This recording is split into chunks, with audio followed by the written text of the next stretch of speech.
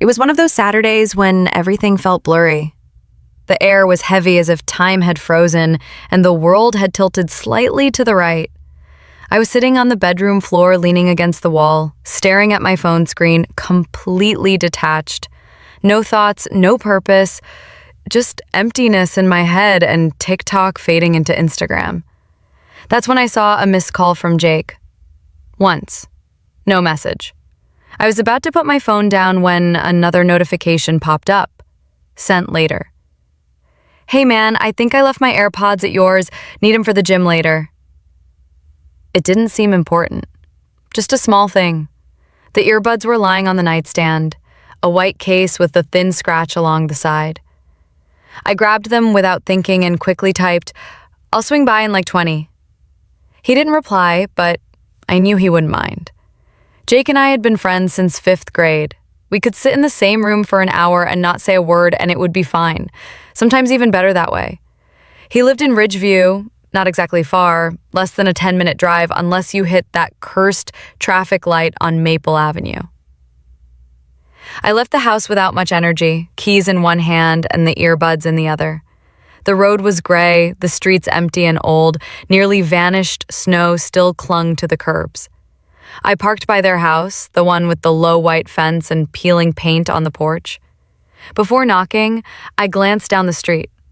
No one around. Suburban silence can sometimes be deafening.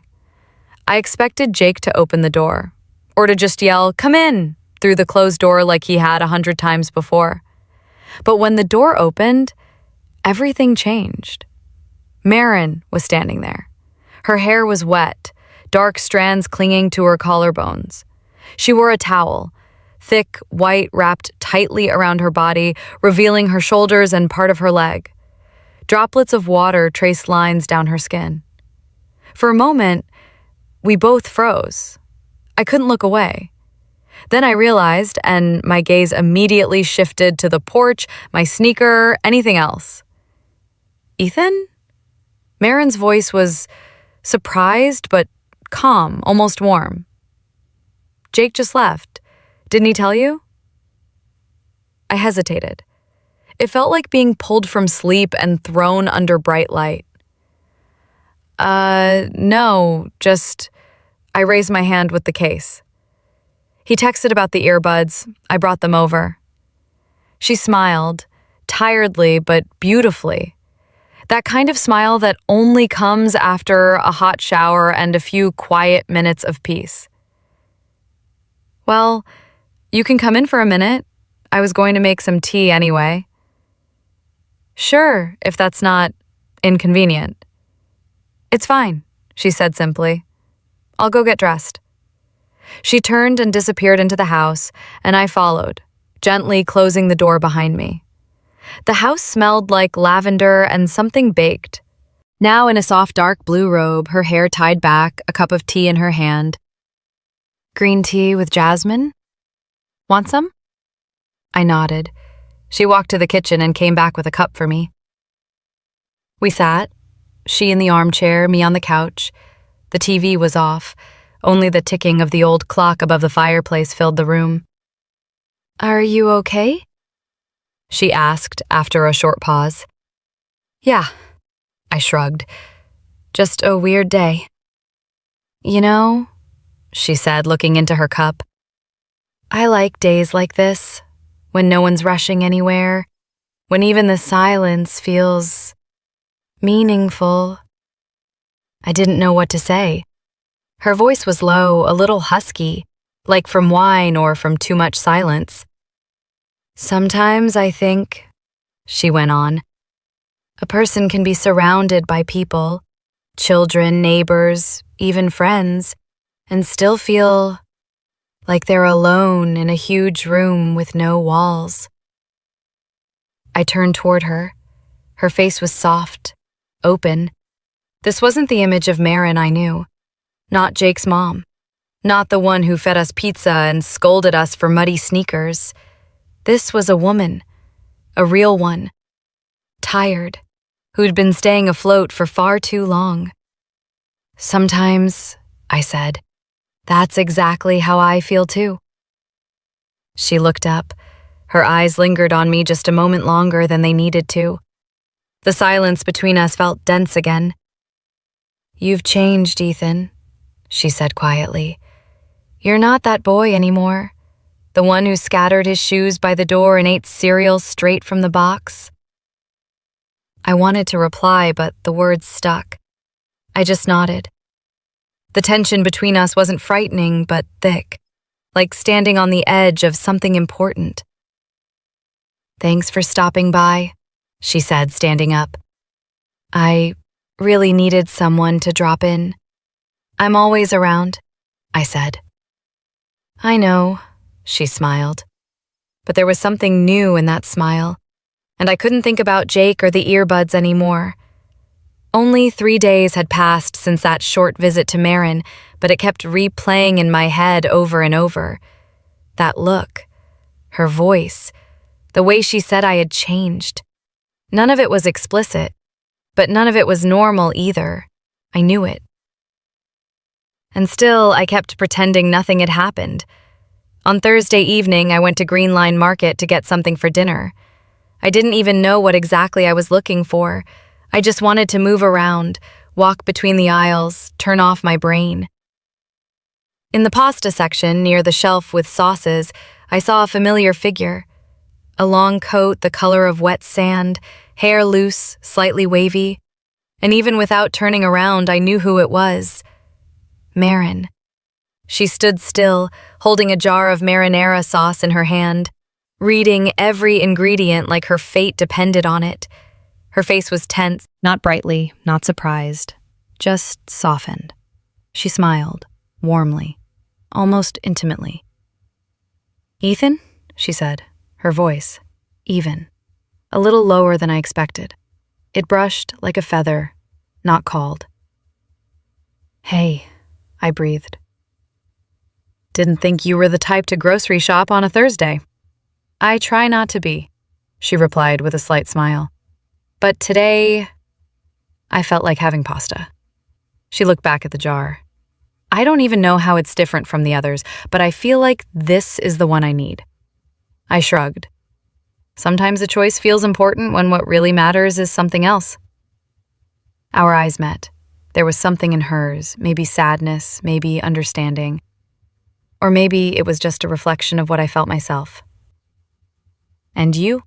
What are you looking for?" I wanted to say, peace, answers, myself. But instead, I raised a pack of cheese and nodded toward the cart. Jake invited me over for the evening. Pasta, salad, we'll figure something out. Marin glanced toward the dairy section, then looked back at me. "Are you free tonight?"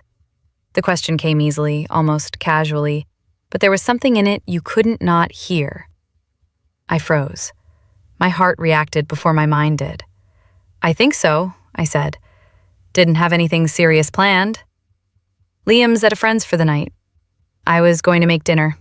Just something simple, but with wine. If you're up for it." She nodded. "Want to join?" I needed a second to think, but I already knew the answer. "Of course."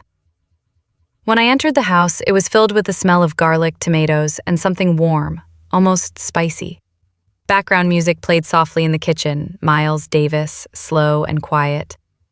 Marin was in home clothes, a soft, dark gray sweater, warm pants. Her hair was tied back, but carelessly. Not for someone, just to keep it out of the way. "You're right on time," she said, without turning from the pot. "I just boiled the pasta." I took off my jacket, carefully hung it over the back of a chair. She handed me a glass of wine. We sat across from each other at the kitchen island, the first sip of wine. And I suddenly realized how tense I'd been. She spoke first. "Sometimes I forget what it's like, just to have dinner with someone who doesn't ask anything of you, doesn't ask stupid questions, just eats." "Stupid questions?" "You know, 'Are you happy, Mom?' Or 'Why are you so quiet lately?'" She gave a little laugh, but there was something almost painful in her smile. "And how do you usually answer?" I say, "I'm fine, just tired." "It's the universal female lie," she added. "And the truth?" She looked at me, closely, but not like a challenge. "Sometimes I don't know who I am when I'm alone." We were silent. The wine was warming. The food sat untouched. "You're not that boy I used to know, Ethan," she said suddenly. Her voice had dropped. "You listen, you look, you don't turn away." I looked up at her. "And you're not the woman I used to be afraid to wake up by talking too loud." Maren laughed, quietly, sadly, genuinely. "Thank you for being here," she whispered. "I think I've been missing that." I didn't answer. I couldn't. But I felt it, everything between us. It had begun to open up, slowly, like a flower in twilight. And neither of us could stop it anymore. It's been just under a week since that evening, but the world around me feels strangely quieter, as if the air had thickened and every sound now reached me with a kind of distortion. Everything that was supposed to feel ordinary felt different. Even Jake. We met on Friday at the bar, just like we'd planned, but I wasn't really there. We sat in the corner, near the speaker, chatting about college, the basketball league, and Professor Murray, who apparently still believed that Zoom was some form of torture. I laughed. I responded, but in my head, it wasn't the lecture, not Jake, not the beer. All I could feel was the wine and jasmine in the air, and her voice quietly saying, "Sometimes I just want to be, not someone, but myself." Then Jake got up to order us another round. I stayed at the table alone. I turned my head and saw her again, Maren. She walked into the bar in a dark coat, her hair down, thin glasses on. She had a scarf but took it off at the entrance, and something about the motion was almost cinematic. She didn't see me at first, but when our eyes met, she smiled. Too calmly, too directly. I nodded. She headed toward the bar where two of her friends were already sitting, the same ones I remembered from morning tea gatherings at the house, the ones who used to call me the kid who went to prom with Jake. I pretended to look back at my phone, but my thoughts were buzzing. Her words, that look, the smell of her kitchen, I could feel that same thread between us pulling taut again. Jake came back, sat down. He hadn't noticed her, and I didn't say anything. Didn't even try to explain why I'd suddenly gone quiet, why I started drinking slower. About 20 minutes later, I couldn't take it anymore. "Back in a sec, hitting the bathroom," I said, getting up. "Cool," he nodded. But I didn't go to the bathroom. I walked to the bar, slowly, uncertain, arguing with myself inside. She saw me first. "Hey," she said calmly. "Didn't expect to see you again." "Rivera's bar, where fates intersect," I tried to joke. She smiled. "Or at least, you say that differently now," she said. "Differently how?" "Not like a teenager, but like a man who sees a woman in front of him. Not just his friend's mom." I swallowed hard. Something in her words hit directly, not in my mind, but in my chest. "Aren't you afraid I'll think something inappropriate?" I asked. "What if you already did?" Another pause, a second, maybe less. But it was in that pause that everything changed. No touch, no words, just a look, and it was enough. "You know what's scary?" I asked. "I really do see a woman, and that scares me more than anything else that's happened this year." She leaned in slightly. "You know what scares me? That you're the only one who doesn't pretend I don't exist. Everyone else only sees the role. You see me behind it." The bar disappeared. Sound dissolved. Inside, it felt like a vacuum. I noticed my left hand trembling slightly on my knee. It wasn't fear. It was the feeling that something irreversible was about to begin. She leaned in, barely audibly. "I'll leave through the side door. In 5 minutes. If you want to. Just be there." And she stood up, smoothly, unhurried. Her friends didn't even notice. And I sat there, staring at an empty wall. 1 second. Another. And deep down, I already knew. I would go. 5 minutes is nothing when you're drinking coffee, but it's an eternity when you're making a decision that changes everything. I stepped out through the side door, a door I'd never noticed before. The alley behind the bar was dark, the concrete damp from recent rain. The light above the door crackled faintly. The world suddenly felt narrow, almost like a closed stage, as if someone had turned off the sound of the city. She was already there, Maren. No performance, no dramatic pose, just standing, leaning against the brick wall, as if she knew I would come and that this was the only possible outcome. I walked closer. We didn't hug. We didn't say hello. No small talk. Just silence. She looked straight at me. No smile, no mask. And I realized, in that moment, we had both dropped everything. Roles, habits, boundaries. "I don't know where we're going," I said at last. My voice came out rough. "Neither do I," she replied. "But I'm tired of pretending there's nothing between us." I took a step closer. She didn't move away. Her gaze didn't waver. "This is insane," I whispered. "We're not supposed to." The air smelled like her perfume, slightly mixed with cedar and something faintly bitter, as if a candle had once burned there and the smoke stayed in the curtains. I sat on the edge of the couch. She disappeared into the bedroom and returned without her coat or scarf, in a gray t-shirt and soft lounge pants. No makeup, just herself. "Tea?" she asked. I nodded. The kettle began to hum in the kitchen.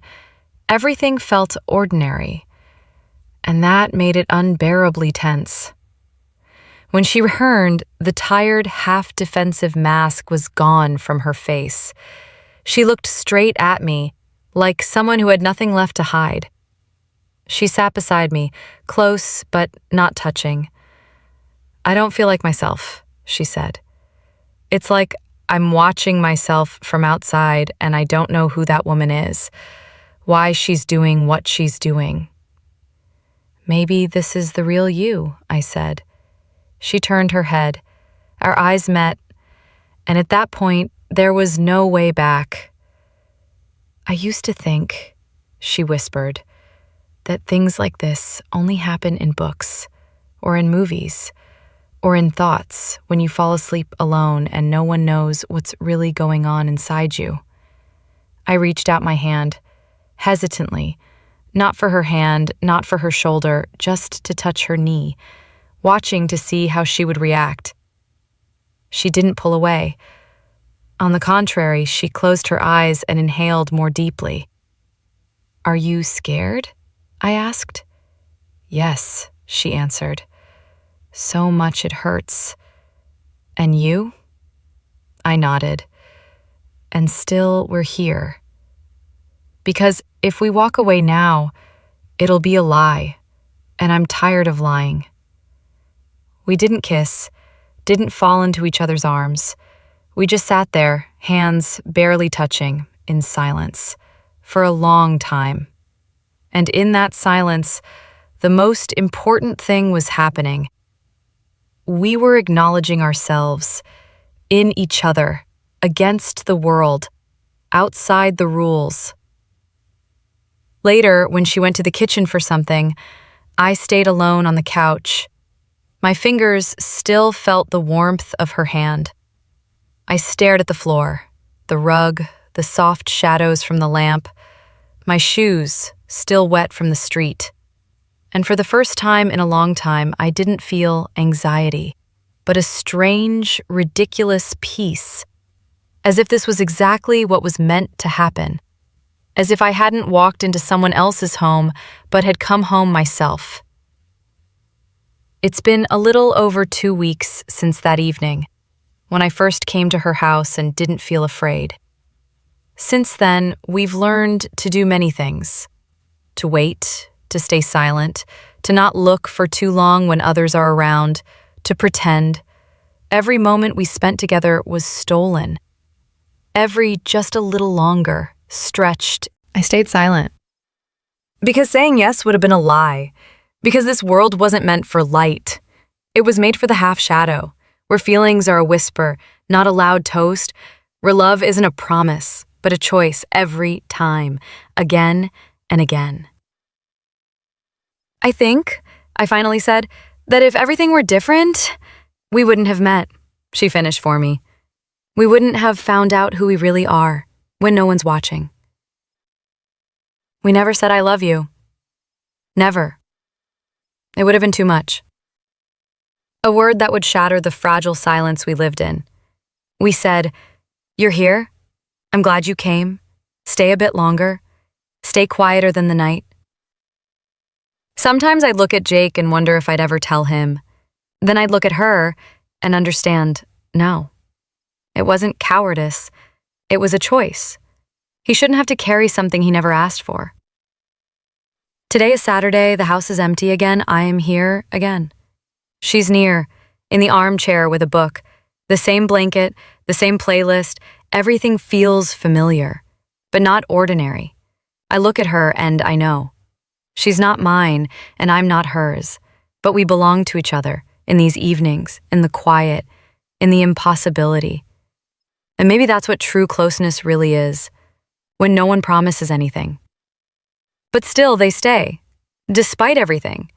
And now, a question for the reader, because I'm curious to know what you think. How much real love can live in something that can't be spoken out loud? And if it's quieter than what's considered normal, but deeper than it seems, can it still be called a sin? Or is it simply life?